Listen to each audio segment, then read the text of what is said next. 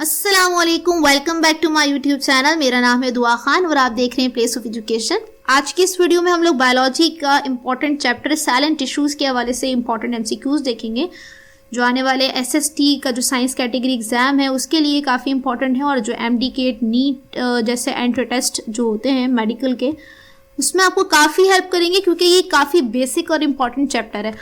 ठीक है जी, तो स्टार्ट करते हैं फर्स्ट क्वेश्चन से। What is the characteristic feature of the nucleus in prokaryotic cell.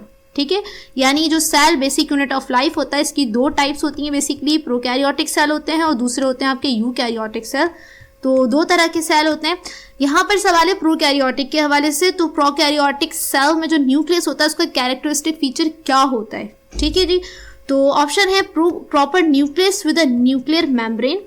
ठीक है, ये गलत हो जाएगा क्योंकि जो आपके प्रोकैरियोटिक सेल होते हैं उसमें न्यूक्लियर मेम्ब्रेन नहीं होता, तो दिस इज द रॉन्ग। तो नेक्स्ट है improper nucleus without a nuclear membrane, तो ये इसका राइट आंसर होगा, b is a right answer, क्योंकि प्रोकैरियोटिक सेल में सिंपल आपका एक सेल मेम्ब्रेन होता है और बीच में आपका न्यूक्लियस होता है जिसमें आपका डीएनए मटेरियल जो होता है वो पड़ा होता है, तो ये आपका राइट आंसर होगा बी। ठीक है जी, नेक्स्ट है What surrounds the nucleus in eukaryotic cells? ये पूछ रहे हैं जो यूकैरियोटिक सेल्स होते हैं उसके न्यूक्लियस के सराउंड में क्या होता है।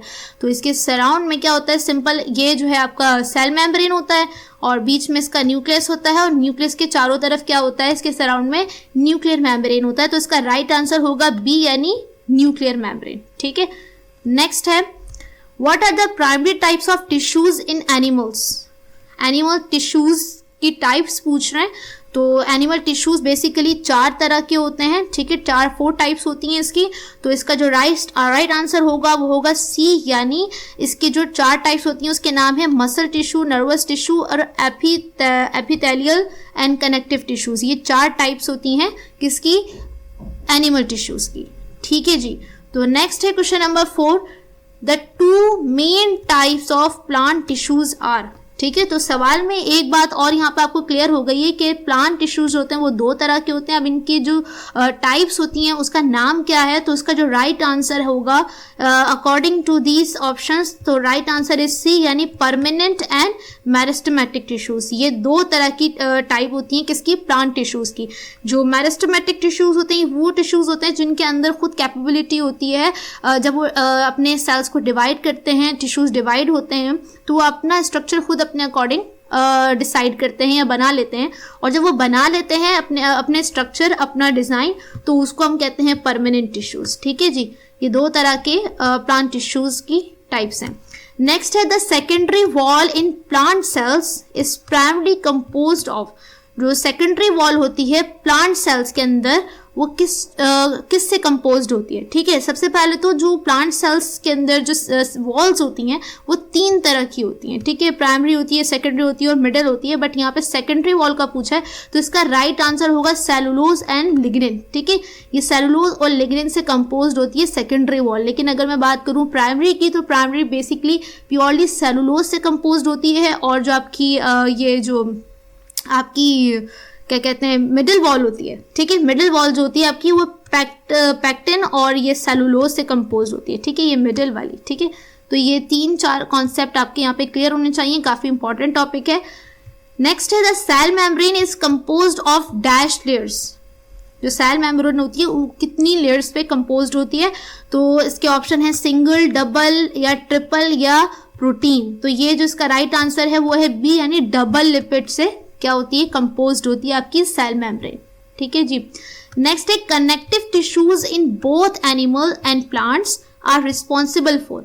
तो पहली बात तो ये कि जो कनेक्टिव टिश्यूज होते हैं वो एनिमल्स में भी होते हैं और प्लांट्स में भी होते हैं, ये बात आपको क्लियर हो गई। उसके बाद यहाँ पे पूछे रिस्पॉन्सिबिलिटी क्या होती है, तो इसके ऑप्शंस देख लेते हैं, मूवमेंट एंड लोकोमोशन, या providing structural support and connective tissues, या फोटोसाइंथेसिस, या फिर नर्वस कोऑर्डिनेशन। तो भाई ये जो कनेक्टिव टिश्यूज होते हैं इनका काम होता है स्ट्रक्चरल सपोर्ट प्रोवाइड करना, तो यहाँ पे इसका राइट आंसर होगा बी, यानी providing structural support and connecting tissues. ठीक है जी, नेक्स्ट है the main function of muscle tissues is related to. Muscle tissue का सिंपल फंक्शन पूछा जा रहा है, इसका फंक्शन क्या है मसल टिश्यूज का। ऑप्शन है storage of nutrients, contracting and movement, photosynthesis या प्रोवाइडिंग प्रोटेक्शन। तो इसका राइट आंसर है बी यानी कॉन्ट्रैक्टिंग एंड मूवमेंट। ठीक है जी। नेक्स्ट है क्वेश्चन नंबर 9 है यहाँ पर just a second, okay. Nervous tissues are essential for, ठीक है, नर्वस टिश्यूज जो हैं वो एसेंशियल क्यों हैं, किस लिए हैं? तो यहाँ पर इसके ऑप्शन है photosynthesis, transmitting electrical impulses, storage of genetic material या प्रोवाइडिंग स्ट्रक्चरल सपोर्ट। तो इसका राइट आंसर है बी यानी जो नर्वस टिश्यूज होते हैं ये एसेंशियल होते हैं किसके, ट्रांसमिट करने के, किसको, इलेक्ट्रिकल इम्पल्सेस को। ठीक है जी। नेक्स्ट है xylem tissues in plants are responsible for. जो जाइलम टिश्यूज हैं ये किस में होते हैं? सबसे पहले तो ये होते हैं प्लांट्स के अंदर। इनकी रिस्पॉन्सिबिलिटी क्या है ये पूछा है, तो इसका जो राइट आंसर है वो है ट्रांसपोर्टिंग वाटर। ठीक है, जाइलम टिश्यूज जो होते हैं वो क्या करते हैं, जो वाटर है उसकी ट्रांसपोर्टेशन करते हैं प्लांट्स के अंदर। तो राइट आंसर इज ए। ठीक है, ये काफ़ी इंपॉर्टेंट है और इस हवाले से मैंने अपनी जर्नल साइंस के एमसीक्यू सीरीज़ में भी काफ़ी बताया हुआ है। अगर आपने वो वीडियो नहीं देखी है तो आप यहाँ आई बटन पे क्लिक करके भी देख सकते हैं। अच्छा जी, क्वेश्चन नंबर 11 है the primary function of adipose tissues is. Adipose tissues का प्राइमरी फंक्शन क्या होता है?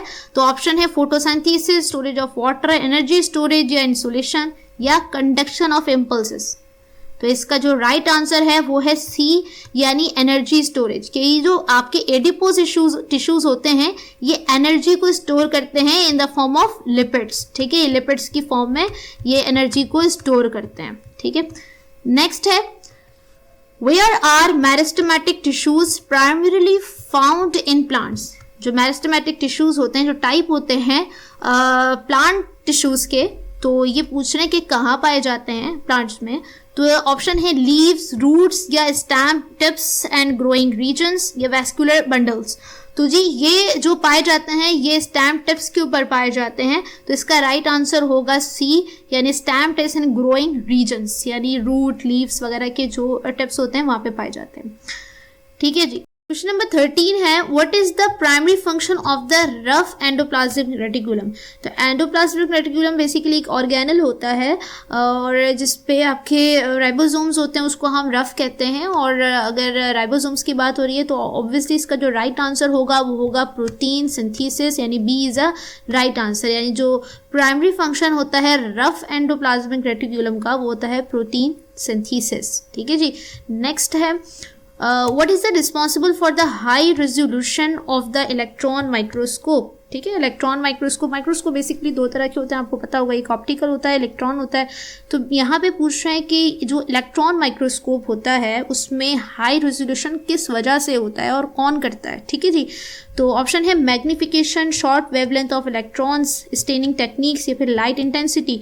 तो इसका राइट आंसर है बी यानी ये जो आपको हाई रेजोल्यूशन दिखता है इलेक्ट्रॉन माइक्रोस्कोप में वो दिखता है आपका शॉर्ट वेवलेंथ की वजह से। बेसिकली इसमें यूज़ होता है इलेक्ट्रॉन बीम जिसकी जो वेवलेंथ होती है, ठीक है जी, जो वेवलेंथ होती है इसकी वो बहुत शॉर्ट होती है, उसकी वजह से आपका जो रेजोल्यूशन होता है वो काफ़ी हाई होता है। ठीक है, नेक्स्ट है क्वेश्चन नंबर 15 है which cell organelle is found in animal cells and is responsible for intracellular digestion. ठीक है, वो कौन सा सेल ऑर्गेनल है जो फाउंड है किसमें, एनिमल सेल्स में पाया जाता है यानी, और इसकी जो रिस्पॉन्सिबिलिटी है, इसका जो काम है वो है इंट्रासेलुलर डाइजेशन।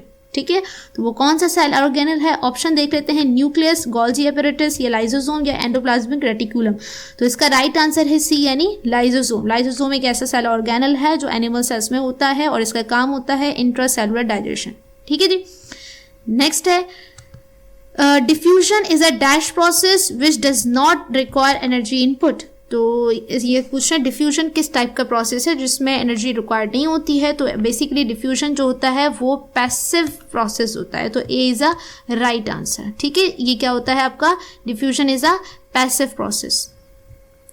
नेक्स्ट है क्वेश्चन नंबर 17 है when a plant cell loss water and its cytoplasm shrink it is a process called. ये पूछ रहे हैं कि आपका जो प्लांट में जो प्लांट सेल्स होते हैं उसमें जब वाटर लॉस हो जाता है तो उसका जो साइटोप्लाज्म होता है वो श्रिंक हो जाता है, इस प्रोसेस को क्या कहते हैं, सही है। तो बेसिकली इस प्रोसेस को हम कहते हैं प्लाज्मोलाइसिस, ठीक है। जो आपका प्लांट सेल होता है, इसके अंदर जो साइटोप्लाज्म होता है, जो बेसिकली डिफरेंट ऑर्गेनिक मॉलिक्यूल्स से बना होता है, जैसे सॉल्ट, वाटर। तो बेसिकली जब इसमें से वाटर लॉस हो जाएगा तो ये श्रिंक हो जाएगा, सही है, इसका साइज छोटा हो जाएगा। तो इस प्रोसेस को हम कहते हैं प्लाज्मोलाइसिस, ठीक है जी।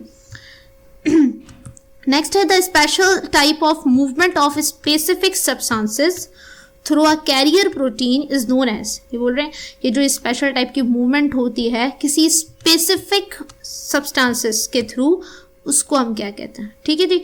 तो यहाँ पे स्पेसिफिक की बात हो रही है, तो इसका राइट आंसर देख लेते हैं क्या होगा। ऑप्शन है एक्टिव ट्रांसपोर्ट, एंडोसाइटोसाइस, या फिर डिफ्यूजन या फैसिलिटेटेड डिफ्यूजन। तो इसका राइट आंसर होगा फैसिलिटेटेड डिफ्यूजन, ठीक है।